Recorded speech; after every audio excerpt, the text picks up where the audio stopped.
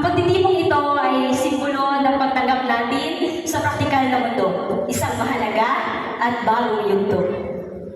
Sa mundong magulo, walang katiyakan, hindi niyo ba napagtanto na unti-unti nang nawawala na animoy bula ang minsay suot-suot natin sa simula? At ito'y marahang napapalitan ng mga bagong mukha na paniguradong magiging tanda kung saan tayo nagsimula. Tanda-tanda ko pa ang mga araw na hindi ko patiyak ang kurso na tatahakin ko sa kolehiyo, mga araw na hindi ko pa kilala mga guro at kapwa ko estudyante gustong makapagtapos at matuto sapagkat ang mga araw na iyon ang nagpapaalala malayo pa ang tatahakin ko at katulad ninyo ay nangarap din ako na sana humantong tayo sa ganito.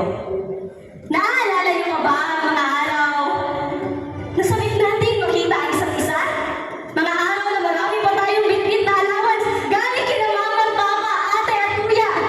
Mga araw na excited pa tayong pumunta ng boarding house upang humiga at tumihaya. Ilan lang ito sa mga bagay na naranasan natin noong una at bakit kung marami sa atin ngayon ang napapaisip na iba na ngayon kesa sa panahon kung saan tayo nagsimula. Kung dati at tayo pumunta ng eskwela, ngayon ay mapapasabi ka na lang na wag muna nag-iipon pa ako ng pera. Kung dati busog na busog ang ating mga bulsa, ngayon ay mapapasabi ka na lang na asa naman ko mamuhaan yung kwarta. Hirap na! Ngunit aminin ba natin o sa hindi ay sinusubok lang tayo.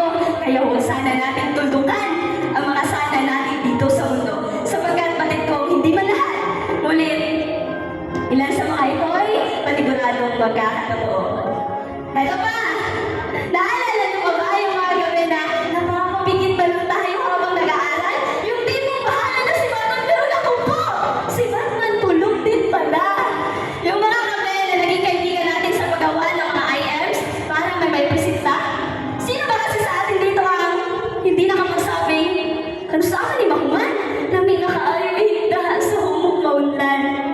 Eto pa, huwag sana natin kaligtaan yung mga palakugit na sumpa ang basahan, yung tipong matitendo ka, kasabay lang pagtilaot ng manok at ingay ng mga sasakyan na nilabay, walang katapusan.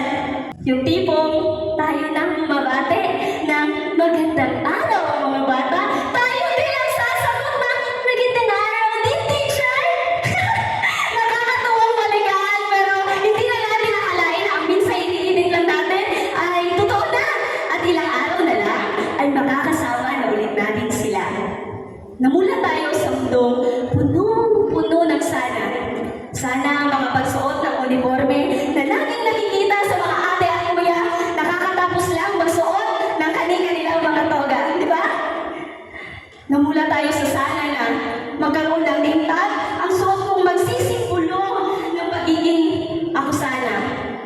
Sana balang araw makapagtapos ng kursong tinatahan ko mula pa nung una. At sana'y mapusuan na ni Crush ang may lamay at pinupost ko sa social media na kahit sa askat kalingaman ay pinaparinggan siya. Biro lang! Ang bilis mo na bang mapaniwala? Kaya kasi napapakamo ng crush mo. Manloloko. Sa puntong ito, ay nais ko pong pasalamatan ang lahat ng mga guro na gumabay kaya kung titiis na lang ay matatawid na natin ang mahabang tulay na to. At sa puntong ito ay hinihikayat ko, tuparin natin ang mga sana natin dito sa mundo sapagkat batid ko may Diyos na inaalalayan tayo. Kaya tayo na! Huwag na ang kabahan because today, we are not just meeting. We're celebrating the journey na minsan na nating naging sana. Today, we stand not just as students, but as a warrior who fought the hardest battles to win.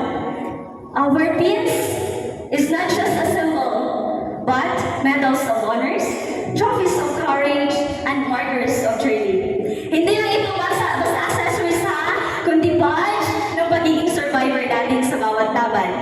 Kaya bago ko polisahin ang dahong ito at tutukan ang bawat linyang pinigas ko, pakinggan niyo ito. This is it, guys! Sakit na! And we didn't just survive. We tried! At sa journey na to ay masasabi We laughed, we cried, pero most importantly, we nailed it. Thank you, maayong adlaw.